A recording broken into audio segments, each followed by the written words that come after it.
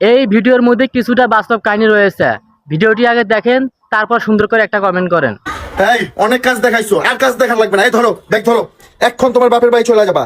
যে বউ কথায় কথায় শুধু ওই মার কথা শুনে, বাপের কথা শুনে, ভাইয়ের কথা শুনে, ওই বউ আমার লাগবে না। কি এমন বলছিলাম? 2 লাখ টাকা, মাত্র 2 লাখ টাকাই তো আনতে বলছিলাম।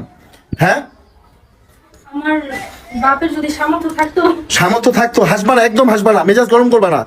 তোমার বাপের সামর্থ্য আছে কিনা না আছে এগুলো আমি খুব ভালো করে জানি। জানার কথা, কারণ আমার বাপের 2 লাখ টাকা দেওয়ার সামর্থ্য নেই। এর আগেও আমি তোমারে বলছি। জমি যে আছে, গ্রামে যে জমি আছে, ওই জমি বেচা 2 লাখ টাকা দিলে কি কি এমন মহাভারত হয়ে যাবে? বলছি না আমার বাইক লাগবে, বাইক কিনবো একটা।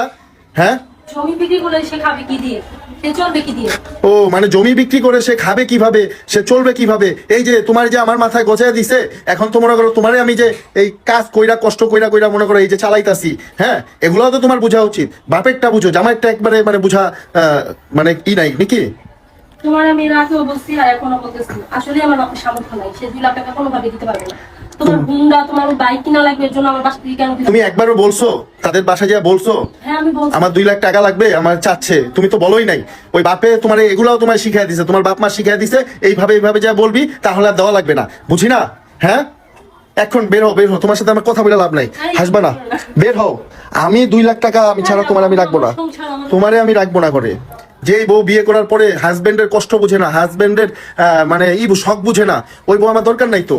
কি চাইছিলাম এমন? হ্যাঁ, ওই যে আমার বন্ধু, তোমার এই সামান্যটা না আমার বাপের জন্য জুলুম।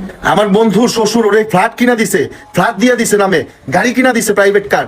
আর আমি জাস্ট একটা 2 লাখ টাকা দিয়ে আমি একটা হুন্ডা কিনবো, 2 লাখ টাকা চাইছি, বললাম তোমার বাসা থেকে 2 লাখ টাকা নাও, তুমি ওইটাই করতে পারতেছো না। তারা আছে এর জন্য সে দিছে, আমার বাপের নাই এর জন্য সে দিতে পারবে না।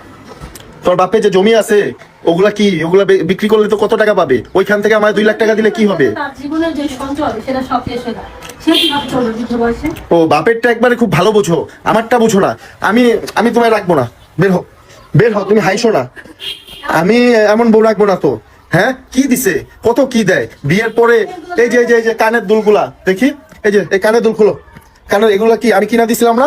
কানের দুল, এই নাকফুল, গলার চেন, এই যে চেন, এগুলো খুলো, এগুলো খুইলা তুমি এখন বাসায় যাও। তোমার সাথে আমি থাকবো না, তোমার নিয়ে আমি সংসারই করবো না। যে বউ জামাইয়ের কষ্ট বুঝে না, মাত্র 2 লাখ টাকার কথাই তো বলছি, এর তো বেশি কিছু বলি নাই। মানুষ 10 লাখ, 20 লাখ, 50 লাখ টাকা মাত্র মনে হইতাছে, কিন্তু আমার বাপের কাছে 2 লাখ টাকা 2 বছরের কামাই না, বুঝছো?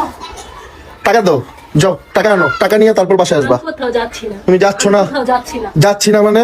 যাচ্ছি না মানে? এমন কইরো না। পাও ছাড়ো, পাও ছাড়ো, পাও ধরলে কাজ হবে না। এই পাও ছাড়ো, পাও ছাড়ো। আমি কিন্তু মেজাজ গরম করো না তো, পাও ছাড়ো। আমি কোথায় যাবো? তুমি টাকা নিয়ে তারপর আমার বাসায় আসবা। আমার কেউ আছে?